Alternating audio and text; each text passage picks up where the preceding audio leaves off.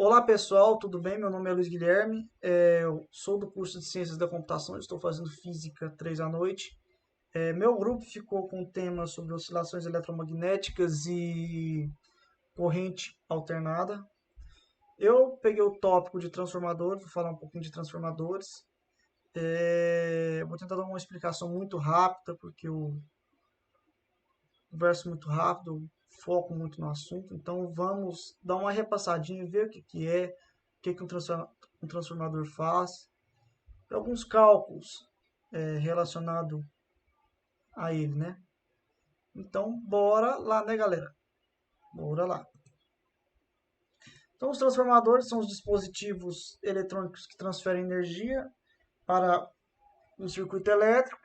Ele tem a capacidade exclusivamente de alternar as suas correntes, né, que pode aumentar ou reduzir uma tensão elétrica, né?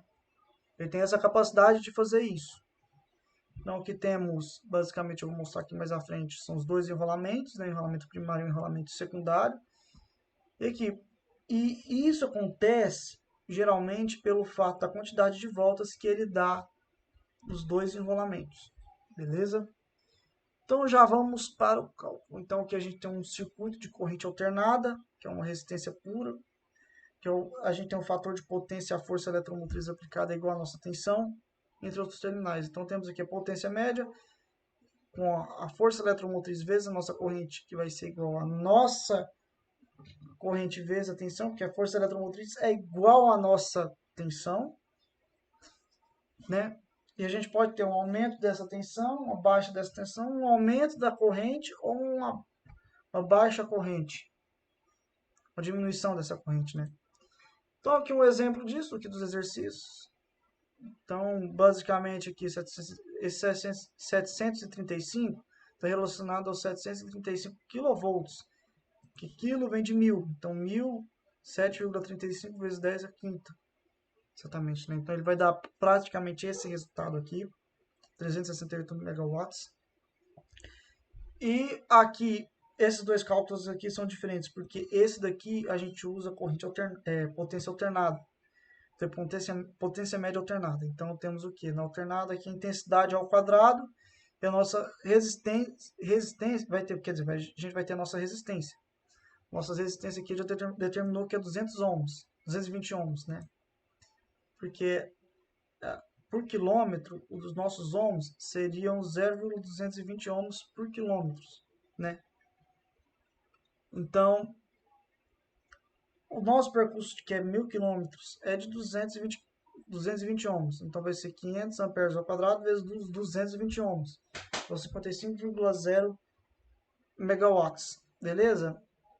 Aqui também a gente fala a mesma coisa, só que o único problema é que a gente multiplica por 2 os nossos amperes, que vai ser 1000 amperes, né? Porque como são 500 amperes, né?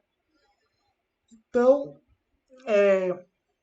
1000 amperes ao quadrado, a gente vai ter, cara, o mesmo valor da primeira equação da potência média, que deu 368 megawatts. Então, vemos que potência média alternada desse cálculo aqui vai dar 220 megawatts. Então, vai ser praticamente a nossa potência fornecida, né?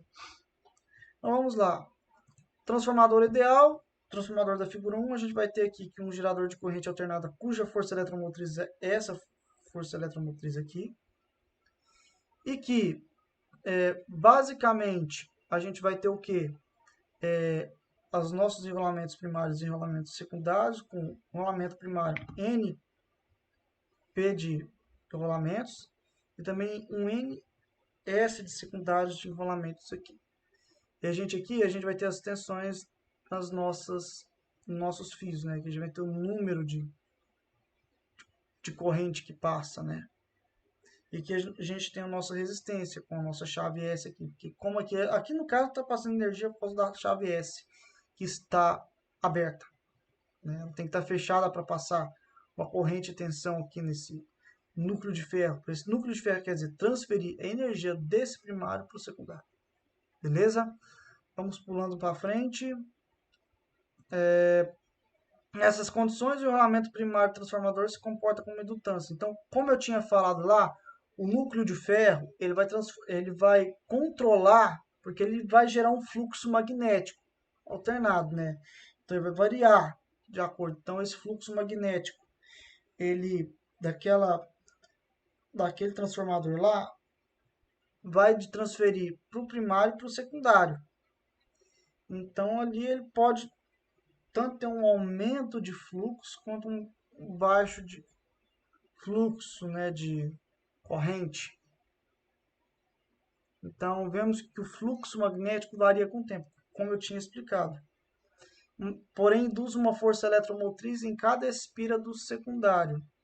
Então, aqui a espira, a gente tem o do primário, então vai ter que ser igual ao secundário. Então, a mesma força de espira que ocorre no primário vai acontecer também no secundário. Olha lá, no secundário, a transformação da nossa tensão vai ser da secundária, vai ser o quê? Tensão secundária vai ser a tensão primária, vai multiplicar o número que passa de corrente da secundária pelo número da primária, beleza? Então, basicamente aqui é quase a mesma coisa, que vai ser, no caso aqui a corrente que passa, né? Então aqui vai passar o quê? Corrente secundária, vai ficar a corrente secundária, vai dividir pelo um número de tensão, né? Vai ser o número de tensão, substituindo o VDS pelos seus valores, né? Então vai ser o número de tensão secundária, vai ser a corrente primária vezes o número de tensão primária dividido pela secundária, que nesse caso, que é essa fórmula que vai ser a transformação da nossa corrente, né? E temos aqui que a corrente IP aparece no circuito primário, por causa da carga resistiva R no secundário. Então a gente vê o quê? Que lá a gente vai ter que dividir, porque são duas paralelas, né? São duas pontes paralelas. Então a gente vai ter que dividir nossa tensão primária com nossa resistência. E com isso em torna aqui a nossa secundária, nosso número de secundária aqui vai ter que dividir pela primária. E aqui vai ter que coisar por 2, né? Vai ter que multiplicar, vai ter potência de 2, né? Porque basicamente, como a gente está mexendo com a nossa primária aqui, né? Então, basicamente, galera, essa equação vai ser praticamente a resistência equivalente dela, né? Então, a gente vai ter resistência equivalente das duas extremidades, tanto da primária quanto da secundária, vai ser ao quadrado, porque a gente vai falar da primária e da secundária. Então, a nossa resistência vai ter que multiplicar os 2N que passa pelas duas bordas, né? As duas barras no núcleo de ferro. Vamos falar um pouco sobre casamento de impedâncias, o casamento de impedâncias fala muito sobre essa transferência de energia de uma fonte. Então, como fala em transferência de energia de fonte, a carga de uma fonte tem que ser igual à resistência interna quer dizer que eu estou falando aqui é o seguinte, para que a transferência de energia de uma fonte para uma carga seja máxima, a resistência interna da fonte tem que ser igual à da resistência da carga. Então, a resistência da nossa fonte, que é, por exemplo, a nossa carga 200 ohms, tem que ser igual à resistência, por exemplo, de 200 ohms da outra carga, da outra resistência, supondo, entendeu? Só como uma analogia. Então, praticamente o que? Um exemplo disso, os aparelhos de som. A saída do amplificador tem uma alta impedância. Então, por exemplo, você tem um alto som, um ruído de som ali, uma alta impedância. E a sua entrada, ela é muito baixa.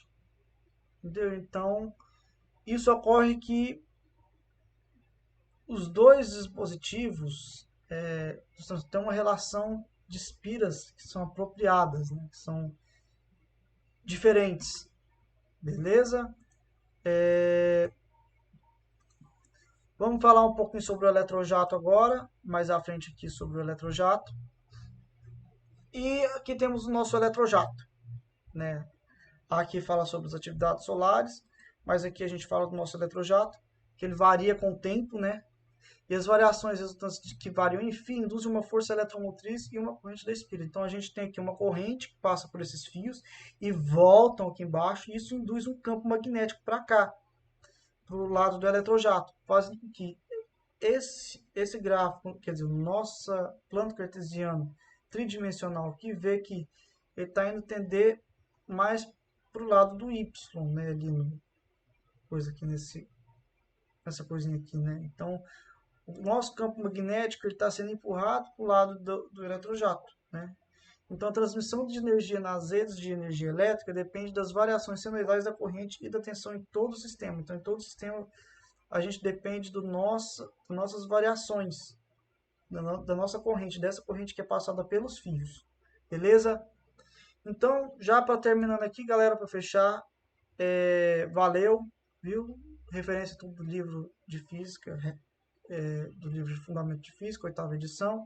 Então, valeu, galera. Falou!